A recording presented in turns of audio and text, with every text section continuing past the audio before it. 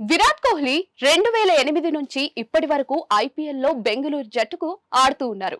సారథిగా కూడా వ్యవహరించారు. అయితే ఇప్పటి వరకు బెంగళూరు జట్టు ఐపీఎల్ ట్రోఫీ సాధించలేకపోయింది. విరాట్ కోహ్లీ సారథిగా ఉన్నప్పటికీ కూడా బెంగళూరు విజేతగా నిలవలేకపోయింది.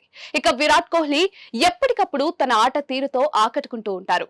కుర్రాళ్ల కంటే ధీటుగా పరుగులు చేస్తూ ఉన్నాడు. తగ్గేదే లేదు అన్నట్టుగా బ్యాటింగ్ చేస్తూ ఉన్నాడు. అందువల్లే విరాట్ కోహ్లీని వదులుకోవడానికి బెంగళూరు జట్టు యాజమాన్యం ఇష్టపడటం లేదు. పైగా అతని కోసం ఎన్ని త్యాగాలు చేయడానికైనా బెంగళూరు యాజమాన్యం వెనుకాడటం లేదు.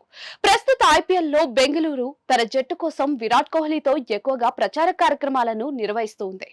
కెప్టెన్ రజత్ పాటీదార్ ఉన్నప్పటికీ కూడా విరాట్ కోహ్లీకి అగ్ర తాంబూలం ఇస్తోంది. అంతేకాదు కెప్టెన్ గా పాటీదార్ నియామకం వెనుక కూడా విరాట్ కోహ్లీ ఉన్నాడని తెలుస్తోంది. విరాట్ కోహ్లీ సామాజిక మాధ్యమాల్లో తిరుగులేని స్థాయిలో ఉన్నారు.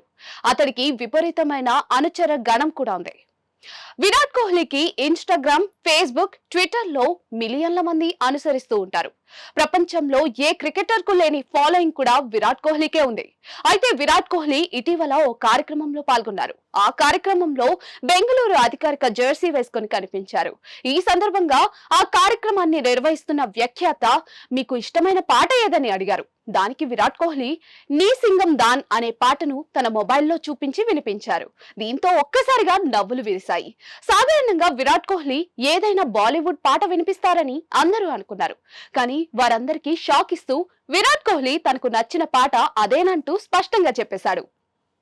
అంతేకాదు తమిళ చిత్రం పాతు తల సినిమాలో వివేక్ రచించిన నీ సింగం దాన్ సాంగ్ మై ఫేవరెట్ సాంగ్ అని విరాట్ కోహ్లీ వెల్లడించారు.